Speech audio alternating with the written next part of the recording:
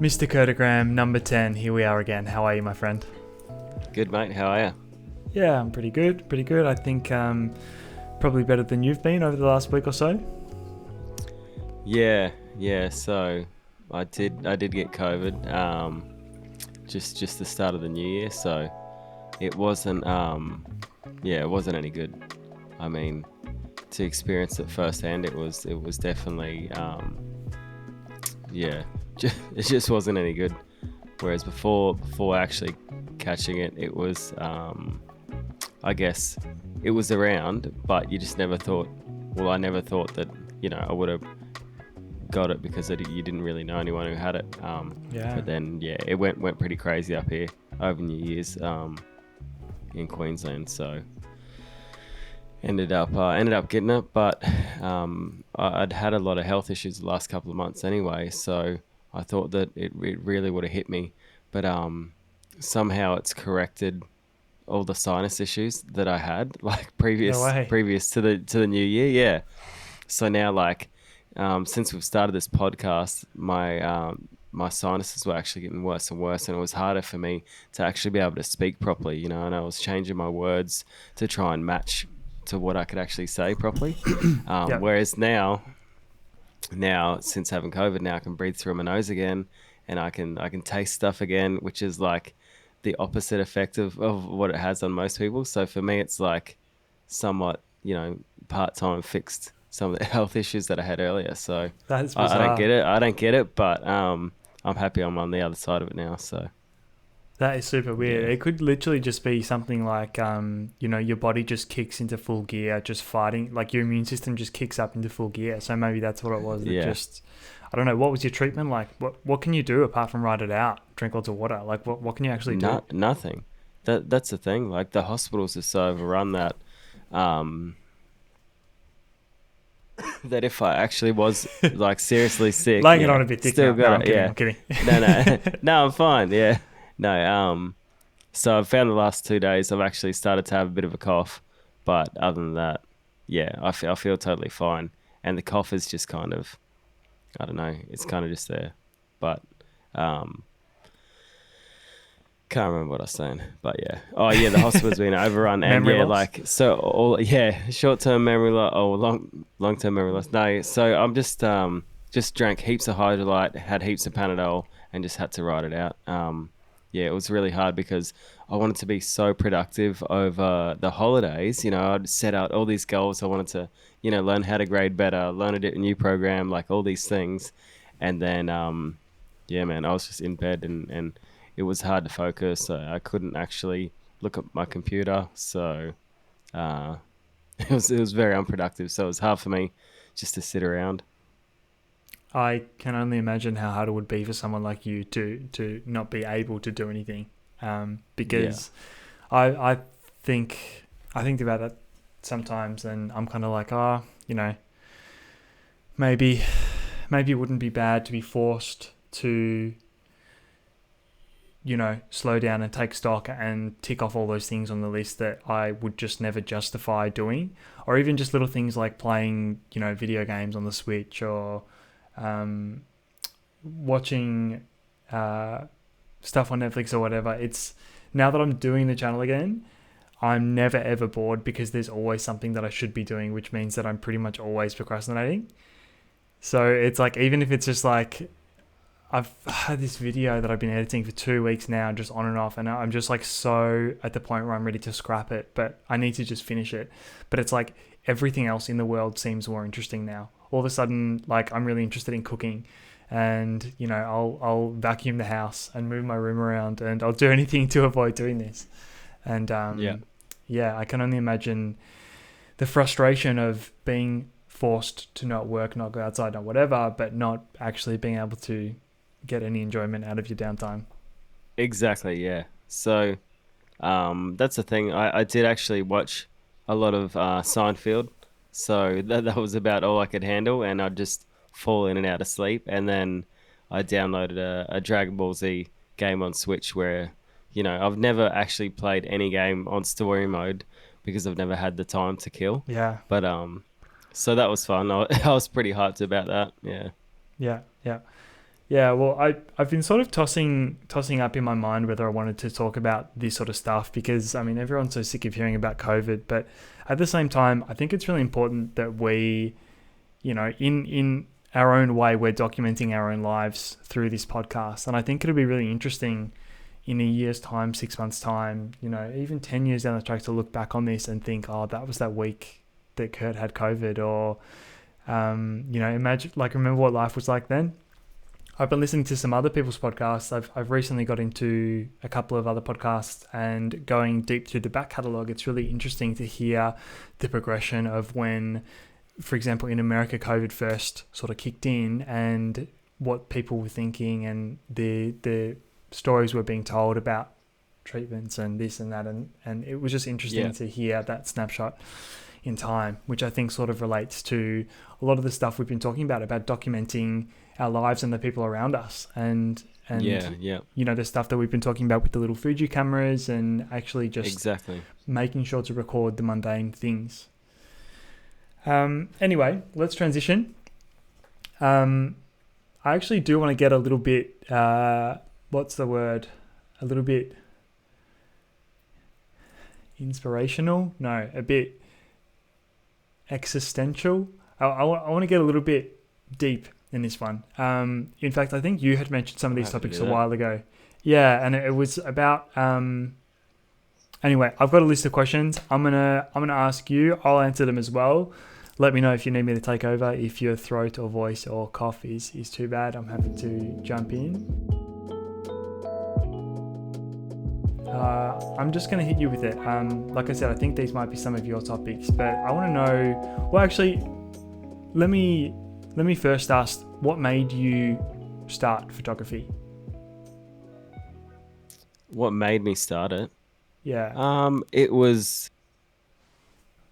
maybe well, I had an iPhone 3, no, actually not even a 3, I had an iPhone 4, and it had a fairly decent camera, you know. I had a little Sony Pix, or I can't remember what they were called, but it was maybe 10 megapixels, right? And it was amazing.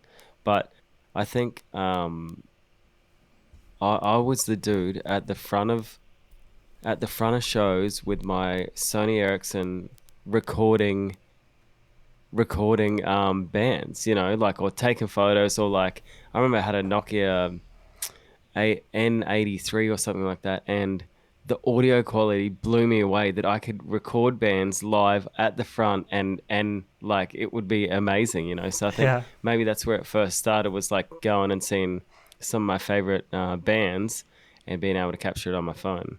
I think I even, like, I'm sure on my old YouTube, like, I posted, like, you know, a whole song of like whatever my favorite band was at the time. So I think maybe that's where I had the enjoyment of actually using some kind of technology. Yeah. But it wasn't until the iPhone maybe 4 that or 5 that I decided to actually invest in a proper camera, and I didn't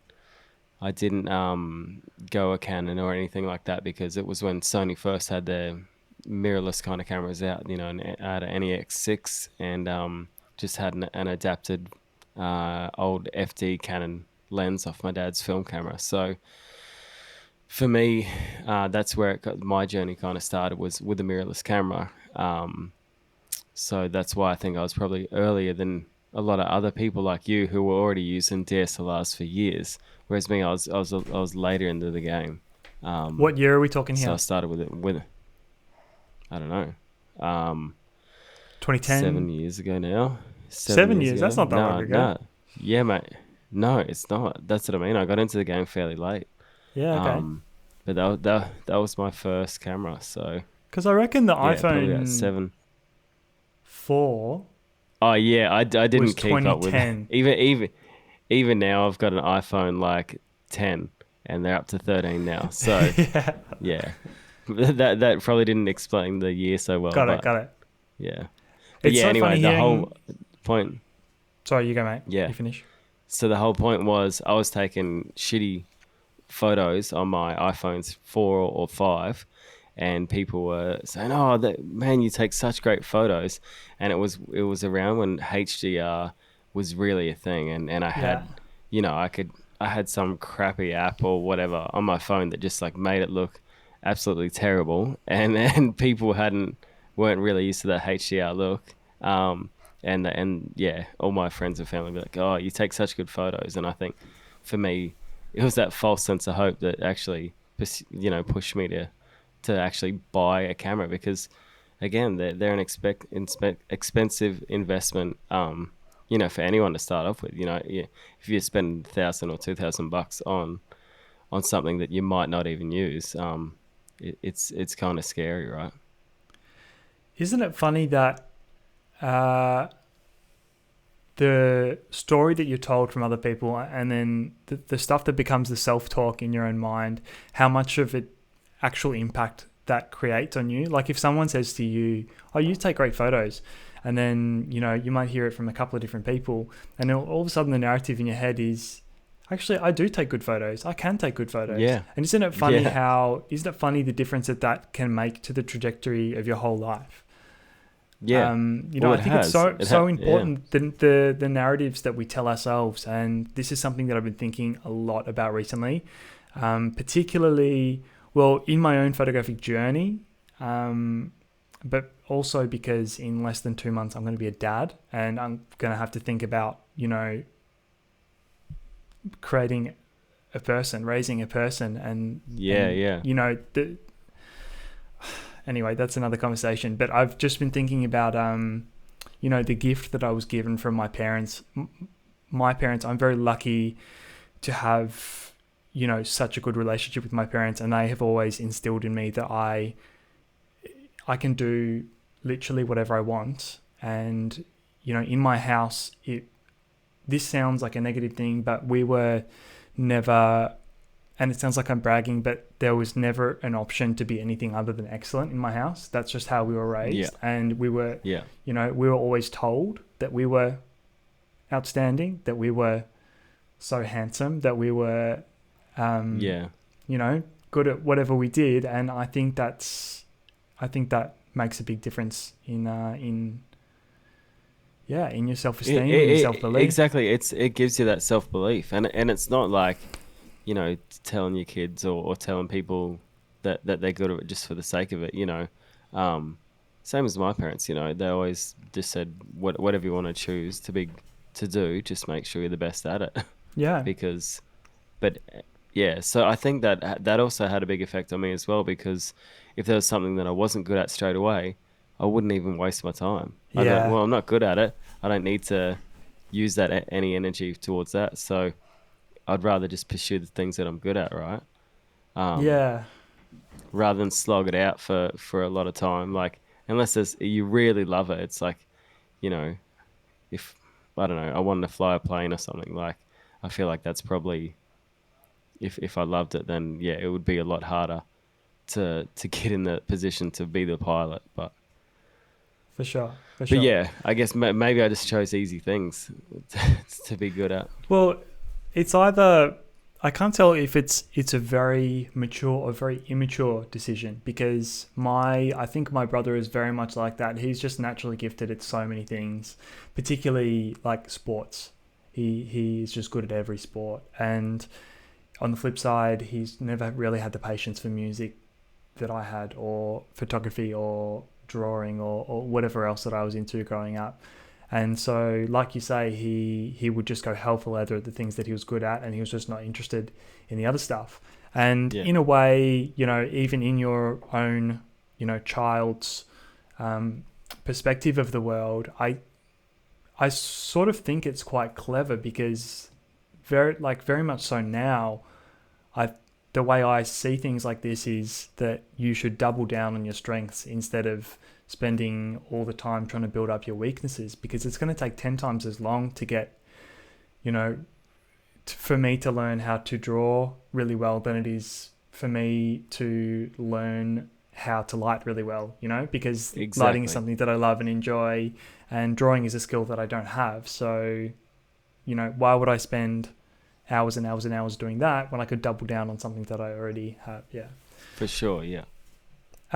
I also think it's really interesting that you mentioned the iPhone 4 because I didn't realize how much of an impact that phone and that camera had on me as well. Because I remember I got that camera first year in uni, which I think was 2010 or 2011. And I'm pretty sure it was before I was doing photography, just before I was doing photography. And I used to photograph everything. All of my mates' parties, I'd go to Pyramid Rock, I'd film everyone just being drunk and What's idiots. Pyramid Rock? Oh, sorry, it was just like a New Year's music festival. In Ah, yeah. it's like Falls Festival and Pyramid Rock were the Yeah. two big Okay. ones. Yeah, and yeah, I actually didn't realize how much of an impact that had because that was the first camera that I had owned. No, yeah, it might have. I can't remember. It was either What just was the before or what was just the after camera? I got a Like DSLR. you're saying the iPhone? Are you saying the iPhone 4 was your camera? Ah, yeah, yeah, Well, yeah. it was definitely the first camera that I had ever used that shot HD video. Because if I'm being quite honest, I got into photography because I wanted a camera that shot video so I could make videos for the band that I was playing in at the time. Because um, yeah, I thought how cool would it be if we could just do our own, shit and post it to YouTube and Yeah. Facebook. Our family had a little point and shoot camera, and I used to always film stuff on that. And in fact, I don't want to say what it's called, but there is a channel. I'm sure it wouldn't be too hard to find that I've got, dozens and dozens of old videos of us just mucking around as kids, like year 8, 9, 10, 11, 12, Yeah, that's epic. that I just used to shoot like super low resolution on this little point and shoot. Um, but yeah, I think if not the iPhone 4, I might have got a DSLR just before that. And yeah, it was always to do photos for my own band because I always loved the local music photographers. I loved seeing what they were doing, and I was too afraid to fail. I was too afraid to say, "Oh, I want to do that." So I thought I'll just get a camera and I'll just do it for my band, and then it's sort of embarrassing if I do it badly because no one else, there's no one else. There's no client. I'm the client. Yeah, and I reckon my Yeah, first my yeah, first foray into music photography was we just used to yeah, yeah. do Exactly. pictures. Every single month we take a new group picture just on a self timer on a tripod. I knew nothing about Photoshop or lighting or whatever, and we made Ah, like yeah. a calendar, basically like a yearly calendar. There'd be a January, Feb, March, whatever. There'd be a new band picture every month, and people, That's on so time, good. Facebook was the shit, and people used to love it, and people used to wait for them. I should find those photos. They were good. Who are your heroes? It doesn't even have to be photography. Um, for I think for a long while, I surfed a lot when I was younger, and I really looked at Mick Fanning. He was I think he was world champion a couple of times or whatever, but he's a professional surfer, and Yep. I think I just saw a lot of kind of content or stuff about how dedicated he was to succeed, like succeeding or just being world number one. So for me, it was just understanding, I guess, how hard he worked to be where he was. Not that I was ever going to be a professional surfer, but I guess it was just maybe the first time I'd really noticed how hard people work to get to where they are.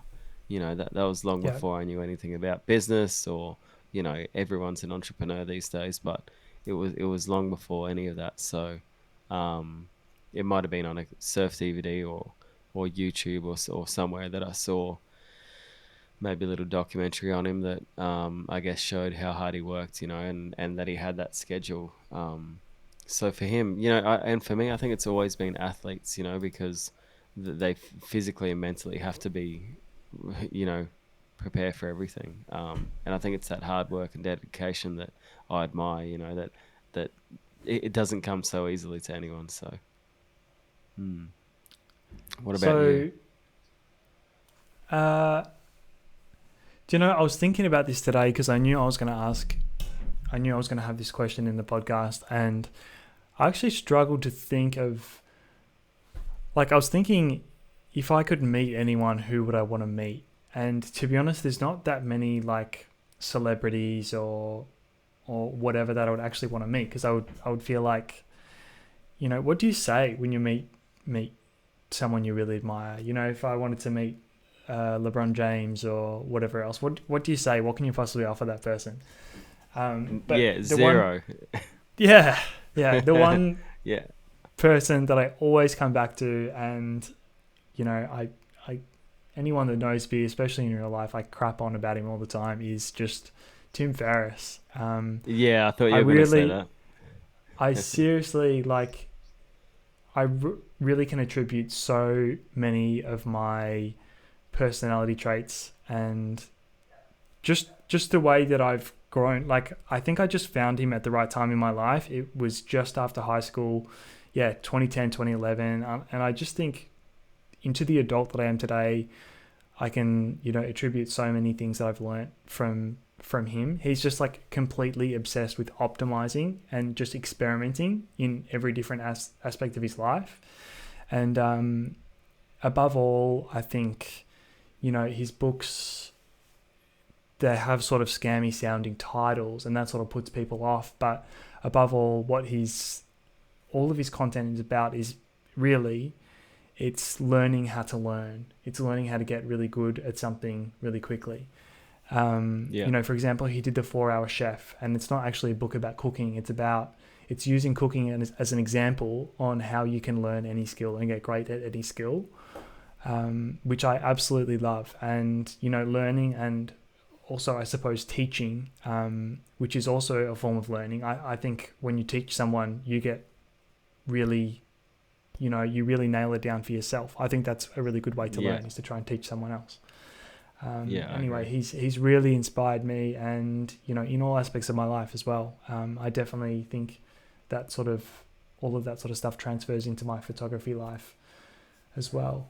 I suppose we can go. So just staying on that for a second. So, who is someone that you have met then that kind of has inspired you? Maybe you haven't realized that they have, or you weren't expecting it. Doesn't have to be someone who's famous or huge, but do you think there's anyone just in your daily life, over the last 10 years that you felt, has had a huge impact on, other than your wife? It's like there's I think when you find your partner, I think they have a huge impact, Yeah, so probably more than any celebrity or any, YouTuber. You share your life with that person, so I think your life changes as well, like more than it ever would have, I think so. for sure. I mean, obviously I could say Gem, that would be an easy answer, but to be honest, trying to think about it, I can't think of any one example off the top of my head. But the things that especially the older I get, the thing that I admire the most about someone is the sort of person, I'm sure if I had some time to think, I could come up with a few, but the sort of person who just has the balance right. And what I mean by that is there's a lot of people that I know who are very successful or rich, whether it's in business or the corporate world, or whatever your field, success and notoriety and wealth. That is sort of one end of the spectrum, and then there's people who I think are in a really good place because they're just content with life. They're happy to be doing what they're doing, and maybe they don't have the most money or the most material belongings, the biggest house, whatever else, but they're just happy in life. And I think the people that I most admire are the ones somewhere in the middle, where they've found something found something to drive them, found something to like get them out of bed and keep them up late at night, and something to Yeah. pour all your energy into, because I think that is really important. I think you need something to, you need a muse, like you need, it's okay to be content with what you have and whatever, but I really think that like satisfaction and fulfillment comes from having a project to be working on, something to be building of your own. And those are really the people that I admire the most, the people that have found the balance.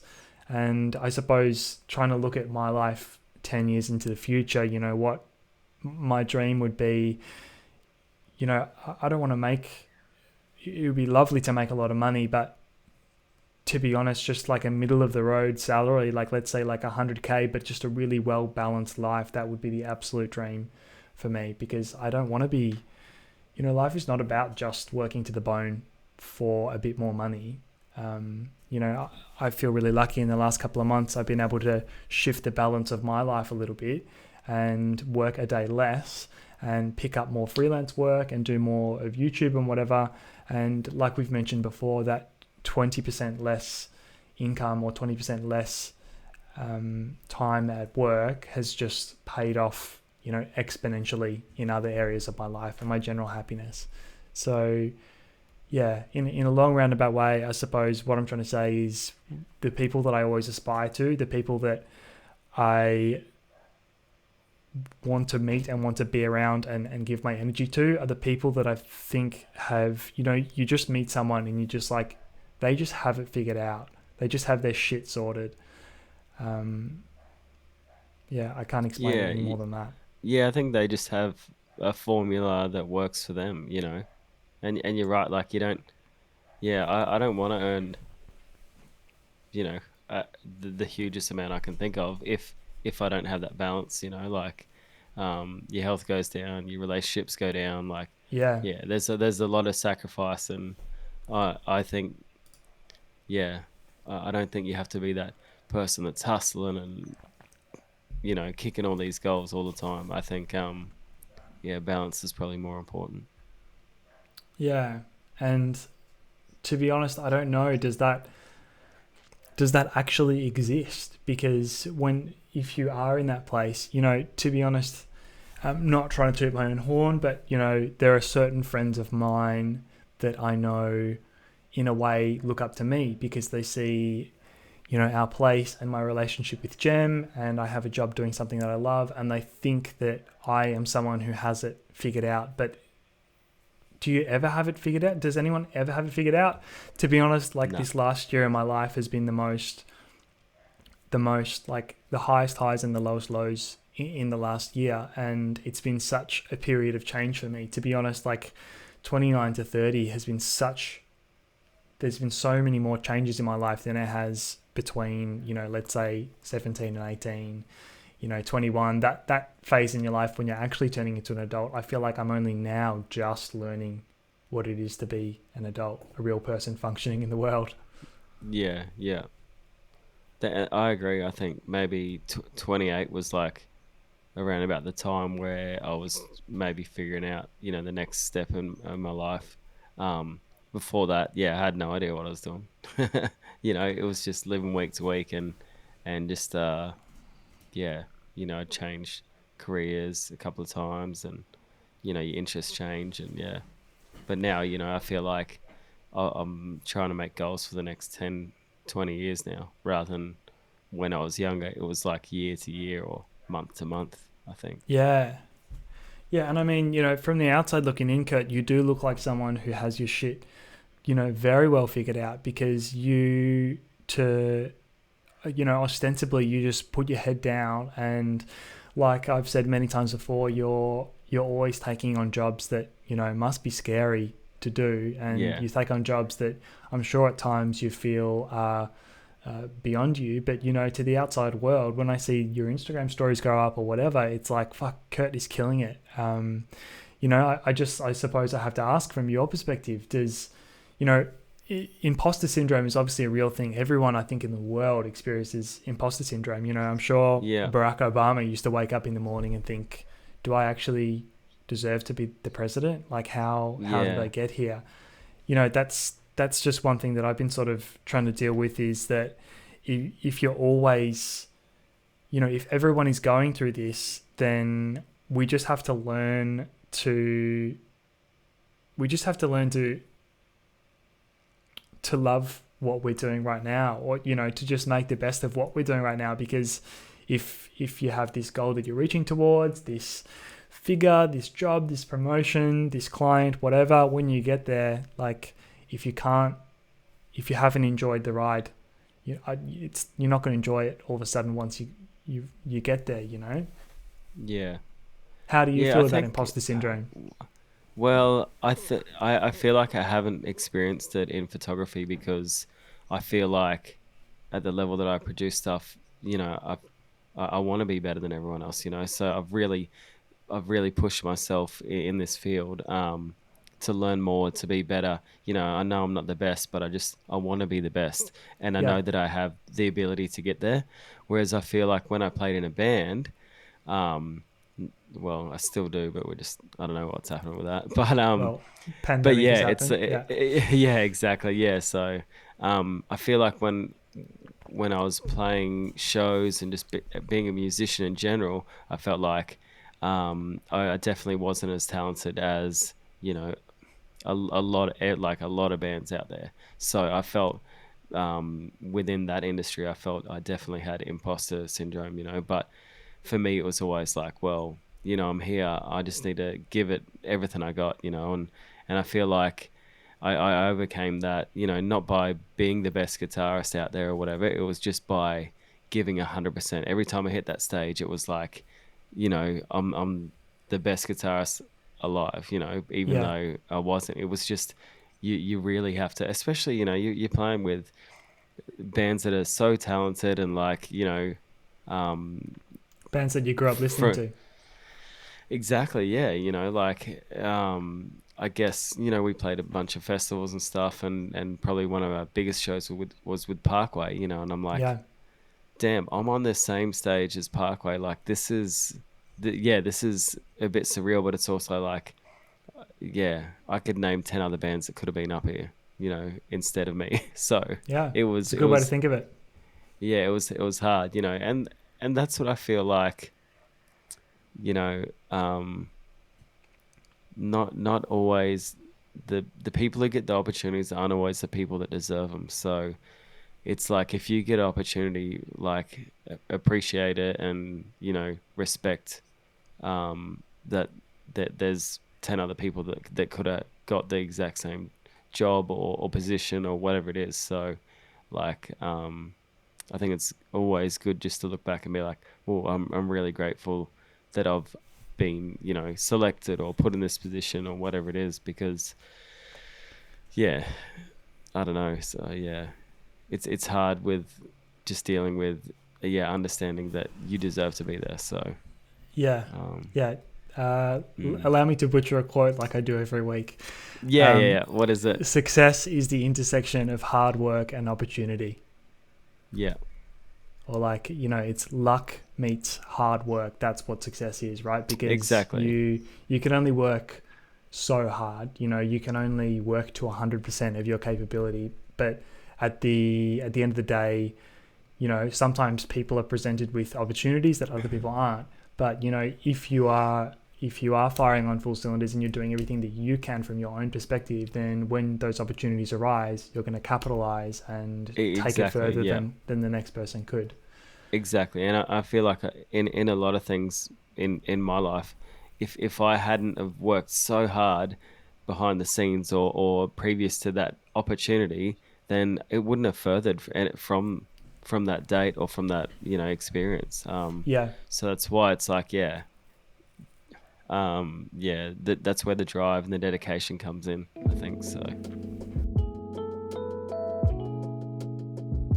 let's take it back to photography, I suppose.